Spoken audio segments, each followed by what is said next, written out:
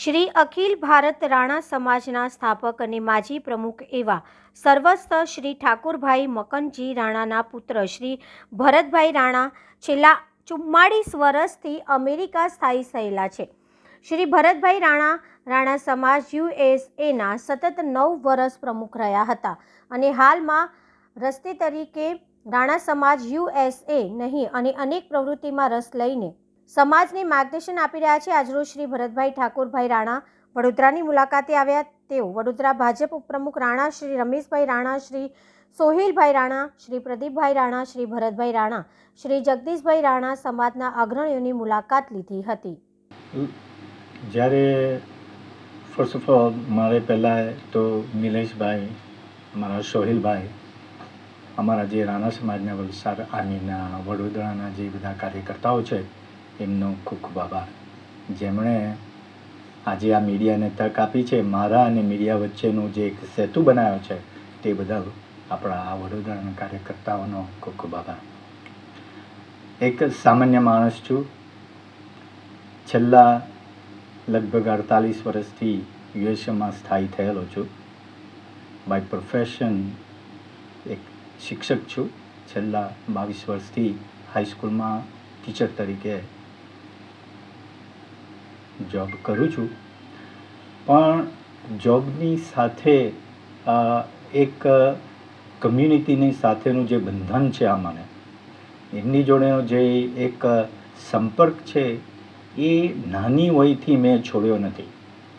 મારા પિતા, એમનું નામ ઠાકુરભાઈ મકનજી રાણા, જેઓ કાળીબંધીના હુલામણા નામથી ઓળખાય છે નવસારીમાં, જેમણે નવસારી જિલ્લા રચના સમિતિની સ્થાપના કરી હતી. એમના થ્રુથી જે આજુબાજુના નવસારીની નજીકના જે ગામો હતા એમને એકત્રિત કરીને નવસારી તાલુકાને એક જિલ્લાના પદ ઉપર લાવવા માટે એમને ખૂબ મદદ કરી હતી. જ્યારે પણ એમની રાજકારણીય કે સામાજિક એક્ટિવિટી થતી તો હું હંમેશા એમની સાથે રહેતો. એટલે નાની વયથી મને સમાજ સેવામાં રસ હતો. આજે હું 1979માં ભારત છોડીને યુએસમાં સ્થાયી થયો. તે પહેલાં હું કોલેજમાં હતો. મેં માસ્ટર્સ ડિગ્રી આપણા સાઉથ ગુજરાત યુનિવર્સિટીમાંથી મેળવેલી છે.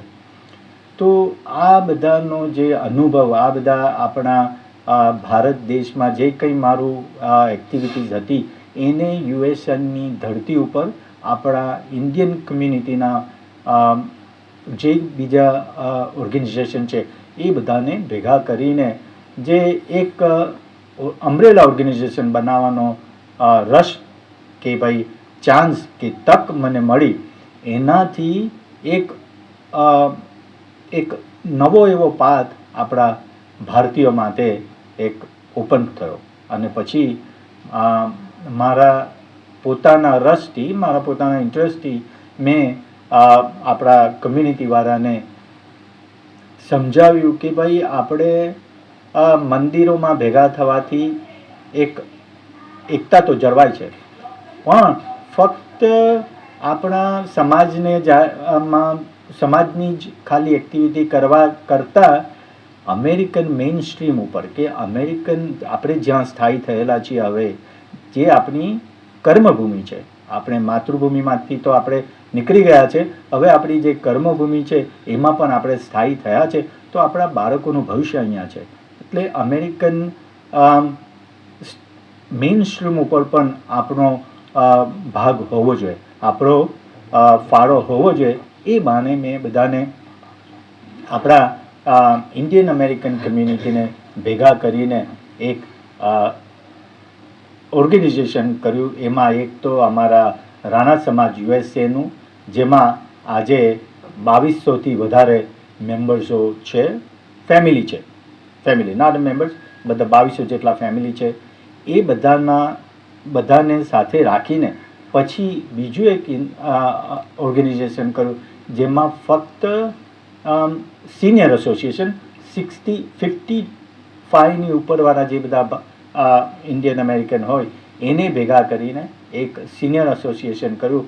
એ સિનિયર એસોસિએશન જેટલા 22 જેટલા ડિફરન્ટ સિનિયર એસોસિએશન છે એમને ભેગા કરીને એક અમ્બ્રેલા ઓર્ગેનાઇઝેશન બનાવ્યું અને એનું નામ રાખ્યું ફિશાના, federation of Indo American senior association, જેના આજે 14,000થી વધારે મેમ્બર્સો છે.